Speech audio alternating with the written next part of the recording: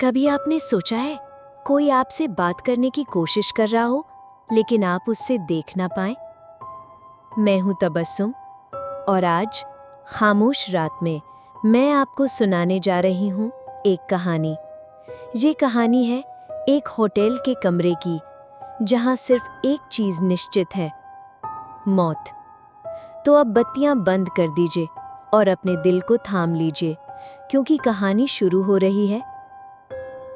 राहुल मल्होत्रा 32 साल का travel blogger अपने काम के लिए छोटे शहरों का सफर करता रहता था। उसके फॉलोअर्स को उसकी हिडन इंडिया सीरीज बहुत पसंद थी।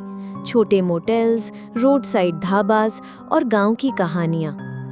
इस ट्रिप पर वो मध्य प्रदेश के एक पुराने हाईवे मोटेल में रुकने वाला था, होटल शांति सागर। बाहर से देखो तो बस एक आम सा थोड़ा सा पुराना 2 मंजिला बिल्डिंग। रिसेप्शन पर एक पतला सा आदमी था, बेस्पेक्टिकल्ड, हल्की मुस्कान के साथ। सर, एक ही रूम खाली है, रूम नंबर 6, रेस्ट सब फुल है। राहुल ने कैजुअली हाँ बोल दिया। रूम नंबर 6 ग्राउंड फ्लोर के एंड पर एक कोने में, कॉरिडोर का वो लास्ट डोर। कमरे के अंदर सब नॉर्मल था। एक डबल बेड, एक पुराना अलमारी, एक स्टडी टेबल और एक बड़ी खिड़की जो हाईवे की तरफ खुलती थी। राहुल ने अपना लैपटॉप निकाला, डेटा ट्रांसफर करने लगा। शाम को जब वो थोड़ा एडिटिंग कर रहा था, तभी ठक ठक ठक 3 हल्की नॉक्स। राहुल ने दरवाजा खोला, बाहर कोई नहीं। उसने सोचा शायद बच्चे मजाक कर रहे हैं, लेकिन फिर 10 मिनट बाद फिर से ठक ठक ठक। इस बार वो राहुल ने तकिए के नीचे से फोन उठाया, रिकॉर्डिंग चालू की और फिर ध्यान से दीवार की तरफ कान लगाया। नॉक फिर हुआ, ठक ठक ठक। लेकिन इस बार एक अजीब बात नोट हुई। हर नॉक के बीच का अंतराल बिल्कुल बराबर था, जैसे कोई घड़ी की तरह तय समय पर दस्तक दे रहा हो। उसने कमरे की लाइट ऑन की और सोर्स ढूंढने लगा। दरवाजा नहीं, खिड़की नहीं। फिर उसकी नजर स्टडी टेबल के पास वाली दीवार पर पड़ी। नॉक की आवाज वहीं से आ रही थी, लेकिन वहां कोई दरार, पाइप या खुला हिस्सा नहीं था। सुबह होते ही राहुल ने रिसेप्शन पर जाकर कैजुअली पूछा, रूम 6 में पहले कौन रहता था? रिसेप्शन वाला आदमी 1 सेकंड के लिए चुप हो गया, फिर बोला, सर, ये पुरानी बिल्डिंग है, रूम चेंज होता रहता है। राहुल को लगा वो टाल रहा है। उसने सोचा दिन में दीवार की जांच करता हूँ। दोपहर में जब सब शांत था, राहुल ने अपनी जेब से पेन नाइफ निकाली और दीवार के एक कोने पर स्क्रैप करना शुरू किया।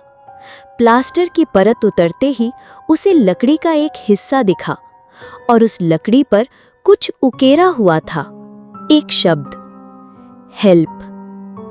राहुल ने ठंडा सांस लिया। अभी वो आगे स्क्रैप कर ही रहा था कि पीछे से एक आवाज आई, ये आप क्या कर रहे हो? वही रिसेप्शन वाला खड़ा था, लेकिन उसकी आंखों में अब मुस्कान नहीं थी। रिसेप्शन वाला धीमी आवाज में बोला, सर, रूम 6 में कुछ चीजें डिस्टर्ब नहीं करनी चाहिए। राहुल ने हल्की मुस्कान के साथ कहा, डिस्टर्ब? दीवार में हेल्प लिखा हुआ है और आप कह रहे हैं डिस्टर्ब मत करो? रिसेप्शन वाले ने एक पल उसे घूरा, फिर बस इतना कहा, बस रात होते ही लाइट बंद मत करना, और वो बिना कुछ और बोले चला गया। रात 11:45। राहुल एडिटिंग कर रहा था जब नॉक फिर से हुआ, ठक ठक ठक। इस बार उसने हिम्मत करके दीवार पर हाथ रखा। हल्के से अंदर से किसी ने भी रिप्लाई नॉक किया, ठक। राहुल का दिल तेज हो गया। उसने धीरे से कहा, हेलो, कौन है? दीवार के अंदर से एक धीमी ऑलमोस्ट सांस जैसी फुसफुसाहट आई। मदद करो। राहुल पीछे हट गया। उसने तुरंत लाइट ऑन रखी और बेड पर बैठ गया। लेकिन तभी उसकी नजर कमरे के कोने में पड़ी। वहां अलमारी के पास एक धुंधली सी परछाई खड़ी थी। वो इंसान जैसी थी, लेकिन सिर थोड़ा झुका हुआ और पैर जमीन से कुछ इंच ऊपर तैर रहे थे। राहुल का पूरा शरीर ठंडा पड़ गया। वो परछाई धीरे धीरे दीवार की तरफ मुड़ी और उसी जगह पर उंगली रखी जहां राहुल ने हेल्प देखा था। फिर अचानक गायब हो गई। सुबह होते ही राहुल ने फैसला किया कि वो रूम 6 के बारे में सच्चाई निकालेगा। सुबह 8 बजे राहुल होटल के छोटे से लॉबी में पहुंचा। रिसेप्शन वाला वहां नहीं था, सिर्फ एक बूढ़ा सफाई कर्मचारी फर्श पहुंच रहा था। राहुल ने मुस्कुराकर कहा, अंकल, पुराना रजिस्टर कहाँ मिलेगा? थोड़ा रिसर्च कर रहा हूँ। बूढ़ा पहले तो चुप रहा, फिर धीरे धीरे काउंटर के पीछे से एक मोटी धूल भरी किताब निकाल लाया।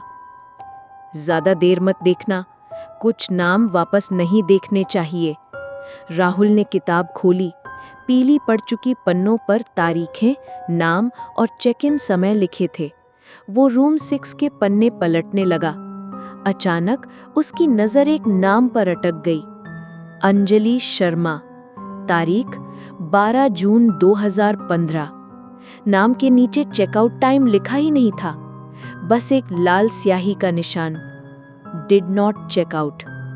राहुल के पेट में हल्की सी गड़गड़ाहट हुई। उसने पन्ने के पास एक अजीब स्केच भी देखा। किसी ने पेंसिल से एक रेक्टेंगल बनाया था और रेक्टेंगल के अंदर 3 छोटे डॉट्स, बिल्कुल वैसे ही जैसे नॉक के बाद दीवार पर साउंड आता था, ठक ठक ठक। तभी रिसेप्शन वाला आ गया और राहुल को रजिस्टर देखते देख उसका चेहरा सख्त हो गया। सर, आप ये रजिस्टर क्यों देख रहे हैं? राहुल ने तुरंत टॉपिक बदल दिया। बस क्यूरियोसिटी थी। रूम 6 में अंजलि शर्मा कौन थी? रिसेप्शन वाला कुछ सेकंड चुप रहा, फिर बोला, वो यहाँ अकेली आई थी, एक दिन बाद गायब हो गई। पुलिस आई थी, कमरा टूटा था, पर उसका कोई पता नहीं चला। उसकी आंखों में डर साफ था, जैसे वो आगे कुछ कहना चाहता था पर कह नहीं रहा था।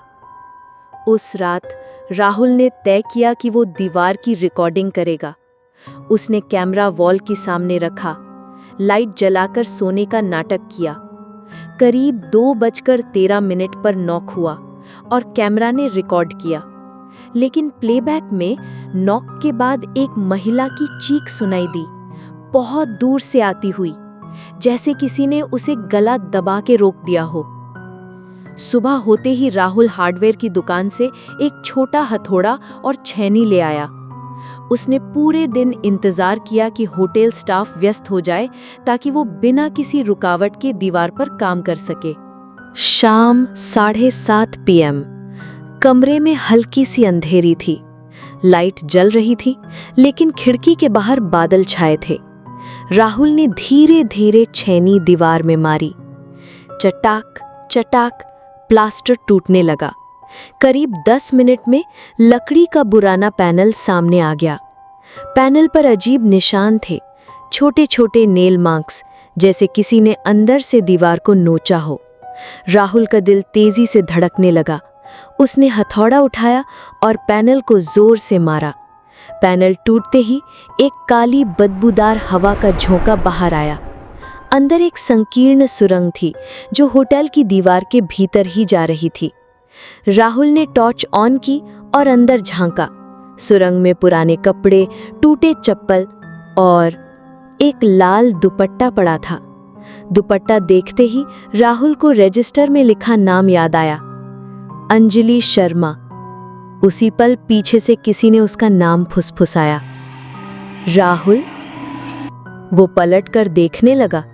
कमरा खाली था, लेकिन जब उसने फिर सुरंग में टॉर्च डाली, वहां एक औरत खड़ी थी।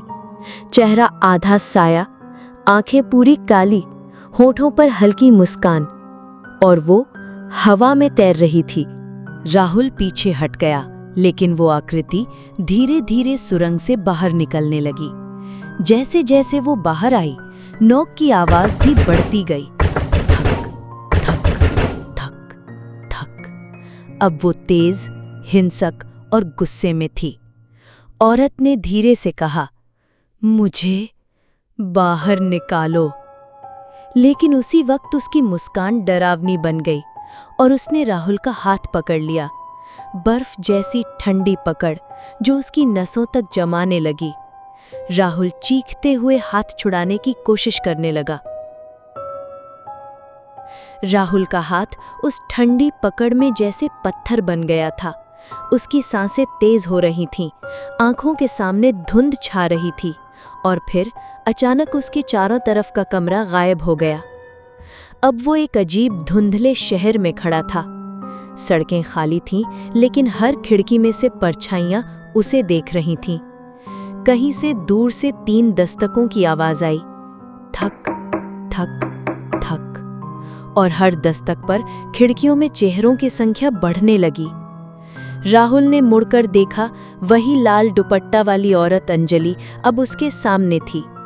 उसका चेहरा पहले से साफ था, लेकिन आंखों के नीचे काले गड्ढे और होंठ नीले पड़े थे। ये मेरी दुनिया है, उसने फुसफुसाया, और अब तुम्हारी भी। अंजलि ने अपना हाथ राहुल के सीने पर रखा और अचानक उसके दिमाग में एक तेज फ्लैश आया। एक आदमी होटल के उसी कमरे में अंजलि का गला दबा रहा था। वो कोशिश कर रही थी भागने की, लेकिन उसने उसे दीवार के पीछे वाली सुरंग में धकेल दिया और पैनल ठोक दिया। आखिरी चीज जो अंजलि ने देखी वो था राहुल जैसा कैमरा जो जमीन पर पड़ा था, रिकॉर्डिंग करते हुए। राहुल की आंख खुली तो वो फिर से रूम 6 में था, लेकिन सांसें भारी थीं। उसके हाथ पर अब भी अंजलि की उंगलियों के नीले निशान थे, और सबसे डरावनी बात, कैमरा अब भी रिकॉर्ड कर रहा था, लेकिन फुटेज में वो भी दिखाई दे रहा था जब वो उस अंधेरे शहर में था। राहुल बिस्तर पर बैठा था, हाथ कांप रहे थे।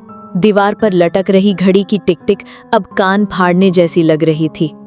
कैमरे का फुटेज बार बार रिप्ले कर रहा था, लेकिन हर बार एक नई बात नोटिस होती। अंजलि के पीछे उस अंधेरे शहर में एक लंबा छायादार आदमी खड़ा था, जिसका चेहरा पूरी तरह सफेद था। रात 10 बजे होटल के फोन की घंटी बजी। राहुल ने रिसीवर उठाया। दूसरी तरफ से कोई आवाज नहीं, सिर्फ वही 3 दस्तकें, ठक ठक ठक। फिर एक गहरी मर्दाना आवाज आई, अगर सच्चाई खोजी तो तू भी नहीं बचेगा। फोन कट गया। राहुल ने तय कर लिया, अब डरना नहीं है। वो जानता था कि होटल में कोई ना कोई जिंदा इंसान भी इस खेल में शामिल है। करीब आधी रात राहुल ने सुरंग के पास कैमरा लगाया और खुद बिस्तर पर सोने का नाटक किया। 2:05 AM पर कैमरे ने रिकॉर्ड किया। एक आदमी काले कपड़ों में सुरंग से बाहर आ रहा था। उसके हाथ में लोहे का रॉड था और वो धीरे धीरे राहुल के बिस्तर की तरफ बढ़ रहा था। राहुल ने अचानक लाइट ऑन की। तू कौन है? आदमी ठिठक गया, लेकिन तभी उसके पीछे अंजलि की परछाई उभर आई। वो चीखते हुए उस आदमी पर झपटी और अगले ही पल वो आदमी हवा में खिंचता हुआ सुरंग के अंदर चला गया। कमरे में फिर वही खामोश रात छा गई, लेकिन राहुल जानता था ये बस शुरुआत है। अंजलि ने उसकी जान बचाई थी, लेकिन क्यों?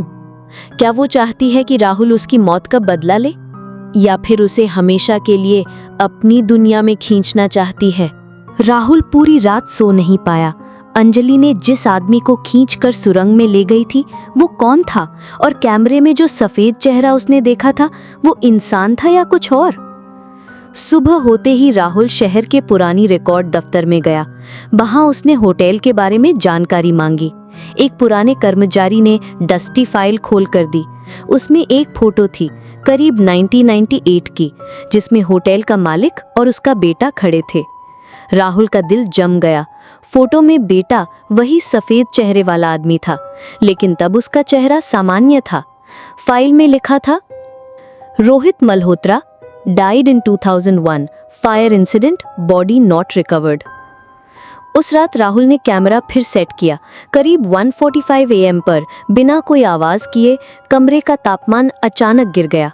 शीशे पर धुंध जम गई और धुंध के बीच 3 शब्द उभरे, लीव और स्टे फॉरएवर। राहुल के पीछे अचानक ठंडी हवा का झोंका आया। वो पलटा, वही सफेद चेहरा बिल्कुल पास, बिना पलक झपकाए उसे देख रहा था। इस बार उसकी आंखें पूरी काली थीं और होठों पर हल्की सी मुस्कान थी। उसी पल अंजलि की परछाई कमरे में आई और चिल्लाई, भागो, ये तुम्हें ले जाएगा। राहुल ने दरवाजा खोला और बाहर भागा, लेकिन होटल के गलियारे खिंचकर लंबे होते जा रहे थे। हर मोड़ पर वही सफेद चेहरा खड़ा था, जैसे वो किसी भूल भुलैया में फंस गया हो। राहुल होटल के अनंत जैसे गलियारों में दौड़ता रहा, लेकिन हर मोड़, हर सीढ़ी उसे वापस रूम 6 के दरवाजे पर ले आती थीं। उसके कानों में अब लगातार 3 दस्तकें गूंज रही थीं, थक थक थक, और हर दस्तक के साथ दीवारें थोड़ी और करीब आती जा रही थीं। अचानक गलियारे के बीच में अंजलि खड़ी थी। उसकी आंखों में डर और गुस्सा दोनों थे। वो मेरा हत्यारा नहीं है, वो उसका भाई है। मेरी मौत का सच बाहर लाने के लिए तुझे उसके बाप का कबूलनामा रिकॉर्ड करना होगा। राहुल ने हैरानी से पूछा, तेरे हत्यारे का भाई, ये सफेद चेहरा? अंजलि ने सिर हिलाया। उस आग में वो भी मारा गया और अब वो किसी को भी इस होटल से निकलने नहीं देता। सुबह होते ही राहुल रिसेप्शन गया और जानबूझकर होटल मालिक से बहस छेड़ दी। उसने कहा कि उसे सब पता है और पुलिस को बुला रहा है। मालिक गुस्से में आकर सच उगलने लगा, कैसे उसके बेटे ने अंजलि की हत्या की और आग में सबूत मिटाने की कोशिश की। राहुल ने पूरा कबूलनामा अपने कैमरे में रिकॉर्ड कर लिया। उस रात जैसे ही घड़ी ने 3 बजे का घंटा बजाया, सफेद चेहरा कमरे में आया। अब वो पहले से ज्यादा गुस्से में था। कमरा बंद हो गया, खिड़कियां खुद से सील हो गईं और तापमान इतना गिरा कि राहुल की सांसें धुंध में बदलने लगी। सफेद चेहरा आगे बढ़ा, हाथ उसकी गर्दन पर। सफेद चेहरे का हाथ राहुल की गर्दन पर कसता गया। उसकी आंखों के आगे सब धुंधला होने लगा। लेकिन तभी अंजलि की आवाज गूंजी, कैमरा प्ले करो। राहुल ने आखिरी ताकत जुटाकर कैमरे का प्ले बटन दबाया। कमरे में होटल मालिक की कबूलनामा रिकॉर्डिंग गूंजने लगी। हाँ, मेरे बेटे ने उसे मारा और मैंने आग लगाकर सबूत छिपा दिए। जैसे ही सफेद चेहरे ने यह सुना, उसकी पकड़ ढीली हो गई। उसका चेहरा पीड़ा में मरोड़ने लगा और उसके पीछे एक काली धुंध घूमने लगी। अंजलि आगे बढ़ी और उसकी आंखों में देखते हुए बोली, अब तू भी आजाद हो जा। सफेद चेहरा धीरे धीरे धुंध में घुल गया और कमरे का तापमान सामान्य होने लगा। गहरी खामोशी छा गई। सुबह की पहली किरण कमरे में आई। राहुल बाहर निकला। होटल की लॉबी अब सामान्य लग रही थी। रिसेप्शन पर कोई नहीं था। दरवाजा खुला था। वो तेजी से अपनी गाड़ी की तरफ बढ़ा। इंजन स्टार्ट किया, लेकिन पीछे के शीशे में अंजलि बैठी थी। उसकी आंखों में हल्की मुस्कान थी। तुमने मेरा काम पूरा किया, अब तुम्हें मेरा अगला काम करना है। कहानी यहीं खत्म होती है, या शायद यहीं से शुरू होती है, क्योंकि अब राहुल सिर्फ एक सर्वाइवर नहीं, बल्कि अंजलि की दुनिया का हिस्सा बन चुका है। कुछ दरवाजे कभी नहीं खुलने चाहिए। राहुल ने खोला और अब वो हमेशा के लिए अंजलि के साथ है। अगली बार मैं लाऊंगी एक और सच्ची दास्तान, एक और खामोश रात। तब तक दरवाजे बंद रखना और पीछे मुड़कर मत देखना। अगर ये कहानी आपको महसूस हुई तो लाइक, शेयर और सब्सक्राइब करना ना भूले, क्योंकि अगली बार डर और करीब होगा।